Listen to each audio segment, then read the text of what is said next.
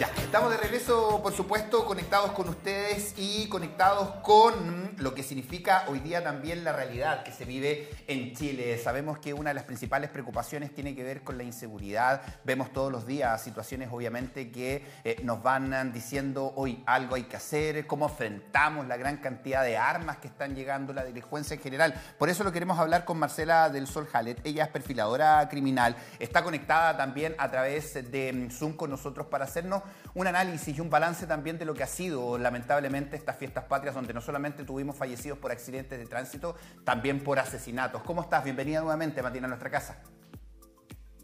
Muy buenos días, Camila y Luis, ¿cómo están ustedes? Muchas gracias por recibirme. Sí, felices de conversar contigo, Marcela, no tan felices, sí, por las cifras, ¿cierto? La cantidad de asesinatos que se cometieron durante fiestas patrias, principalmente también asociado a este fenómeno del que ya hemos conversado en otras oportunidades, que es el crimen organizado. Cuéntanos un poquito desde tu vereda, además como directora de Academia 360 de Prevención Criminal, ¿cuál es el análisis, el diagnóstico que sacan luego de las fiestas patrias?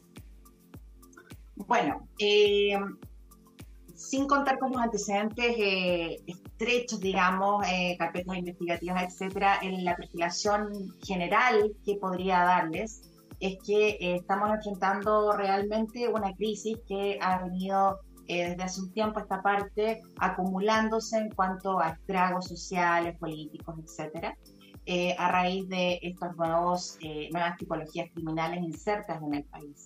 Ahora, el diagnóstico basado en esto es que cada vez hay más personas jóvenes o mucho más jóvenes que antes insertándose a las filas del crimen organizado, sea cual sea la naturaleza criminal que estos desarrollan. Y esto es bien lamentable y esto nos llama a hacer un análisis exhaustivo de lo que está pasando en el sistema educacional también en el país, porque muy bien sabemos que uno de los parámetros o indicadores que nos puede estar explicitando los niños que están en riesgo de iniciar conductas delincuentes, tienen ciertos rasgos que ya se demuestran en la escolaridad, y disculpen la extensión, pero quisiera hacer acá un poquito, darles un poquito de tips, o decir cómo identificar este tipo de comportamientos, y son comportamientos básicamente que en un adulto serían constitutivos de delito, es decir, si este niño fuese un adulto haciendo las mismas cosas, sería penalizado bajo el Código Penal de Chile, valga la redundancia.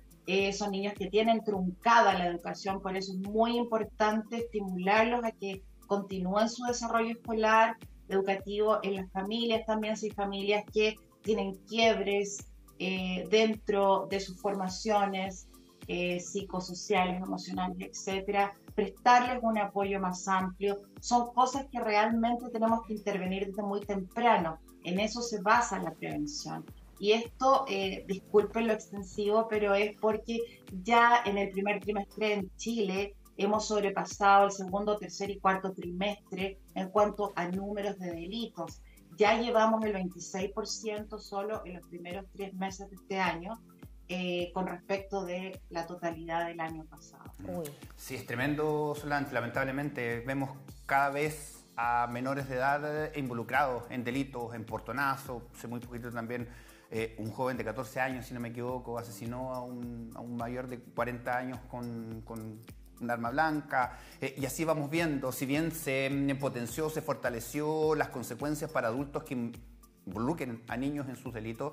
De todas maneras, es un tema que te quiero preguntar. Claro, porque de todas maneras incluso los estudiantes que están escolarizados llevan las armas y agresiones a sus colegios. Por otro lado está el crimen organizado, el tema del ajuste de cuentas, y el otro lado también tiene que ver con los delitos comunes hoy día que están terminando con fallecidos. Antes eran hurtos básicamente lo que teníamos en nuestro país. Eran robos por sorpresa, era un asalto y te quitaban el teléfono y listo y no pasaba nada. Hoy día por 100 pesos incluso te pueden quitar la vida. ¿Qué pasa con ese perfil criminal hoy día en Chile? Del perderle el miedo, incluso, bueno, uno le podrá perder el miedo a la justicia porque dirá, no me va a pasar nada, pero ni siquiera el miedo a lo que significa quitarle la vida a otra persona. ¿Qué pasa hoy día en nuestro país en ese sentido?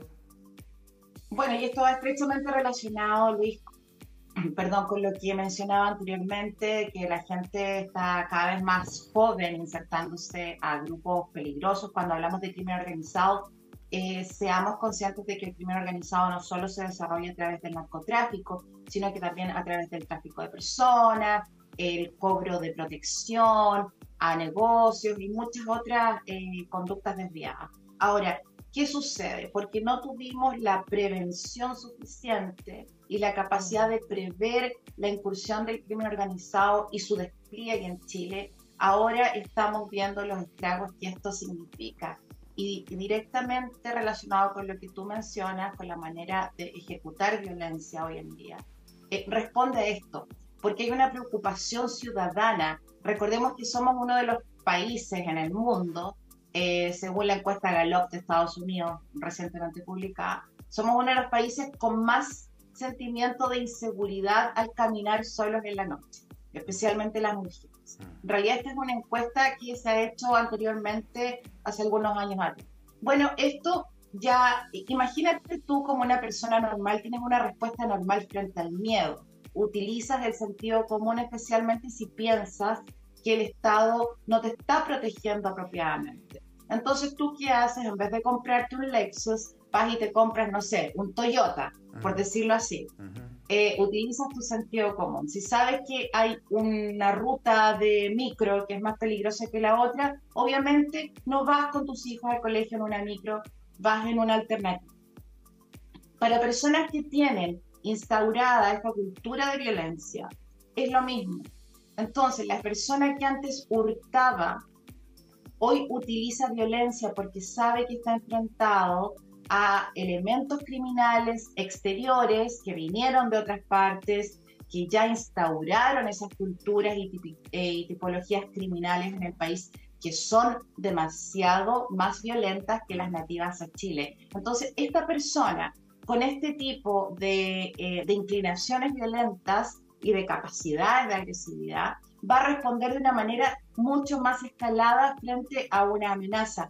Y eso es lo que está ocurriendo lamentablemente en nuestro país. Ahora la gente ya no se arma solo de un puño, sino que se arma de un cuchillo y no tiene miedo de utilizar. Y lo que es peor, no tiene siquiera titubeos al intentar acceder a armas irregulares, lamentablemente. De hecho, la circulación de armas irregulares en Chile está en niveles altísimos, lo vemos en cada uno de los delitos de los que hemos hablado nosotros acá en Matinal Nuestra Casa en reiteradas oportunidades, siempre están, o casi siempre están las armas de fuego de por medio. Ahora, claro, me quiero quedar, Marcela, con lo que mencionabas respecto de la educación, porque el problema de la inseguridad o del crimen que ya se instaló en Chile es multifactorial. Por supuesto que hay un rol importante que juegan las policías, que juega el Estado, pero hay un tema social también de por medio que es relevante.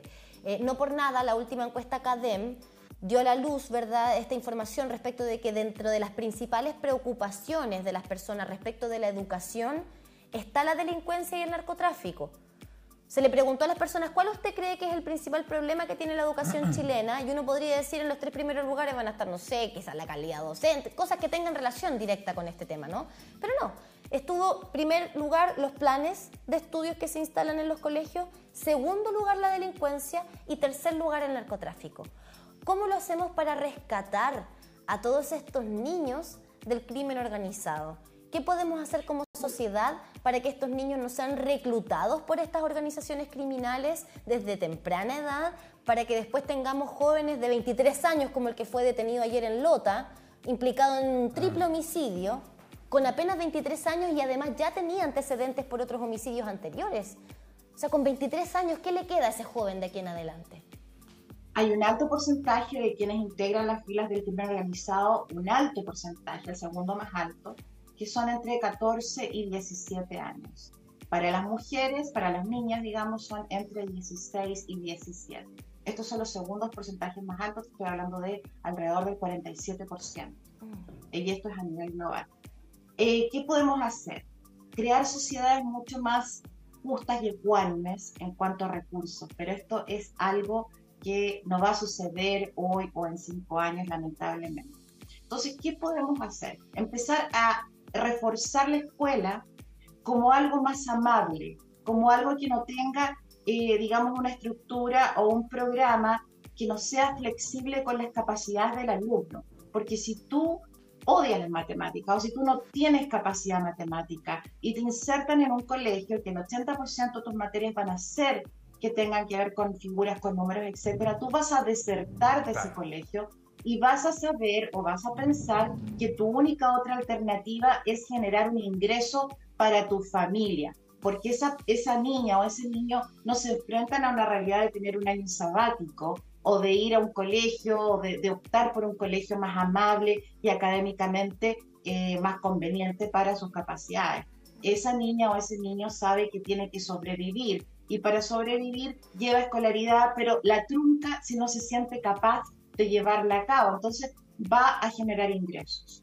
Y acá esta es la mayor amplitud de vulnerabilidad para este sector de la sociedad, y además el más atractivo para quienes reclutan para el crimen organizado. Entonces, por eso tenemos que tener educación más amable, familias más amables, y si no se puede, porque hay muchos niños y niñas que no cuentan con redes familiares, lamentablemente, empezar a reforzar los lazos comunitarios, que el vecino, que la vecina se preocupen.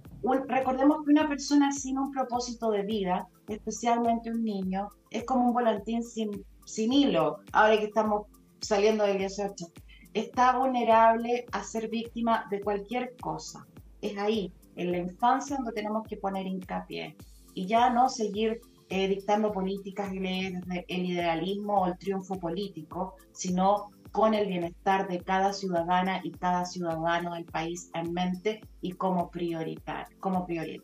Claro, bueno, si analizamos a las sociedades con menos delincuencia, porque convengamos que la delincuencia no se va a acabar nunca, siempre existe un porcentaje, pero hay que tratar de llegar a lo más mínimo. Lo mismo que el narcotráfico, no se puede erradicar su 100%, pero obviamente sus consecuencias se pueden ir disminuyendo. Pero los países más desarrollados invierten en educación, tienen una forma distinta de educar. Y acá hemos aprendido en Matinal Nuestra Casa que todo lo que hemos conversado aquí, la base es la educación, pero todo.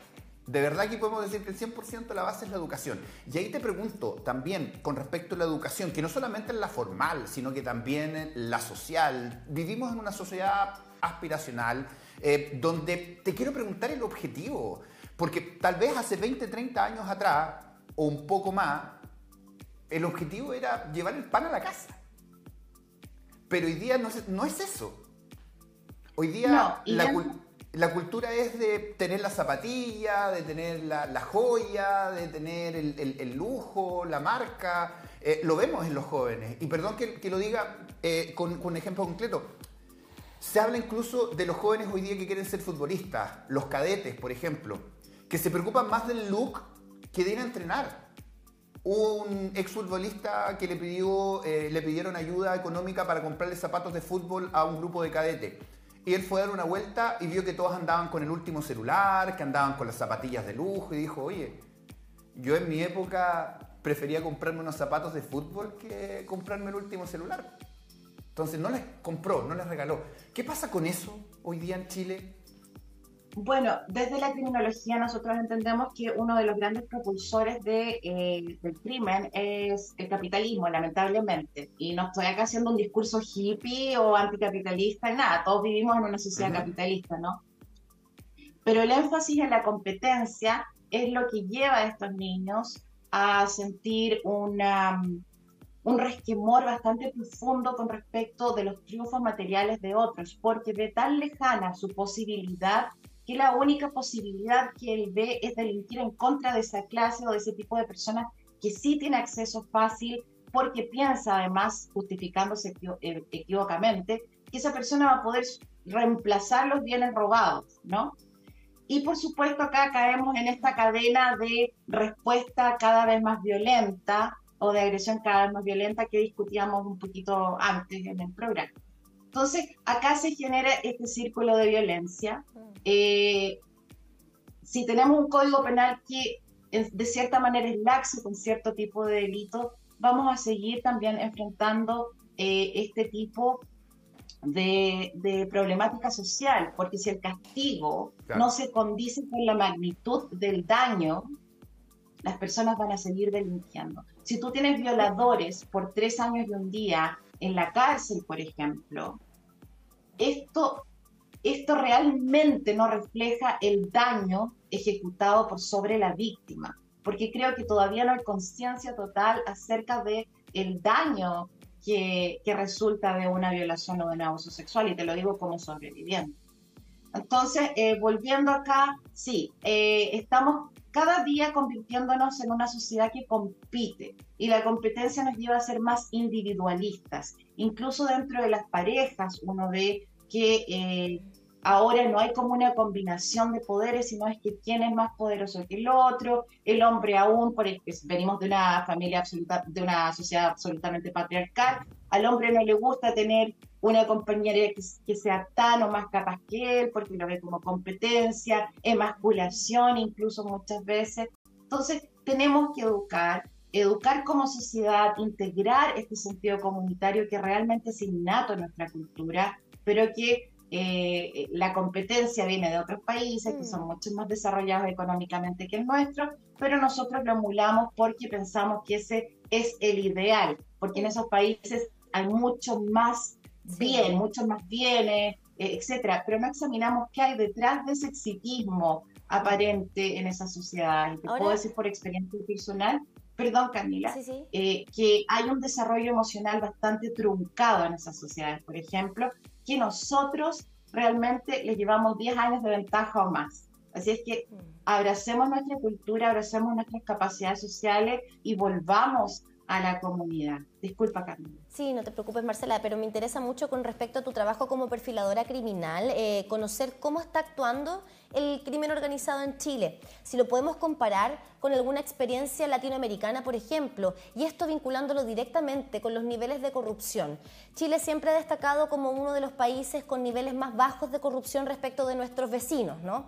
Lamentablemente hoy día nos hemos ido enterando cada vez más de todavía ningún caso confirmado. Por supuesto, por responsabilidad periodística hay que señalarlo, ¿verdad? Son investigaciones que se están llevando a cabo, pero con muchas imputaciones por tráfico de influencias, ¿verdad? Con respecto a ¿para qué decir los casos convenios? El caso convenios con sus distintas aristas a nivel regional, sobre todo acá en el Biobío, nos ha tocado duro con respecto a eso. ¿Qué pasa con aquello? ¿Cómo se relaciona el crimen organizado y los niveles de corrupción que tengan las instituciones de un país, y qué está ocurriendo hoy en Chile respecto de eso? Bueno, el objetivo del crimen organizado siempre es pecuniario, ¿no? Ellos no hacen nada por benevolencia o por Robin Hood. Entonces, para su desarrollo y enquiste también en cualquier nación en donde ellos se aposenten, es necesario la utilización de actores estatales, es decir, personas en cargos que les permitan últimamente el lavado de dinero, el lavado de activos. El crimen organizado solo prolifera a través de personas que estén en cargos, por ejemplo, en las aduanas, por donde se podría estar traficando droga, armas, drogas, qué sé yo, personas incluso, las fronteras terrestres, aéreas. No solo pongamos atención en los bordes terrestres el norte de Chile, por ejemplo. Nosotros sabemos que, por ejemplo, la región del Biobío fue una de las primeras afectadas por el crimen organizado, en donde se encuentra enquistado la región del Biobío, Santiago y la quinta región de Chile. Entonces, acá seamos realistas, la corrupción así como el crimen no se van a acabar en nuestro tiempo de vida. Es más, la corrupción sostiene algunos sistemas económicos y gubernamentales en el mundo. Hay una interrelación, por supuesto, podría existir porque de no haber actores estatales, como te digo, no se les permitiría el lavado de activos, que a su vez les permite entrar al mercado financiero formal y seguir desarrollando los lavados de activos que sostienen, por supuesto, todas estas maniobras criminales que ejercen detrás. Sí, recién hace muy poquitito se está legislando con aquello. La ruta del dinero finalmente ha costado mucho abrir esa llave en nuestro país, pero claro, una cosa Muy distinta es cuando aparece la corrupción para poder seguir haciendo más rico una persona, que obviamente la corrupción vinculada al narcotráfico, que obviamente genera un caos total con todas las consecuencias que sabemos de la distribución de las drogas. Pero claro, es un tema que le ha costado a los parlamentarios tratar de abrir la llave, el tema de las lucas, el tema de los bancos, así que vamos, exactamente, vamos a ver cómo se desarrolla aquello. Gracias nuevamente por estar acá y sin duda que esperemos seguir conversando. Muchas gracias, buenos días. Hasta pronto, Marcela. Son las 9 de la mañana con 51 minutos. Siempre atento a lo que está pasando, por supuesto.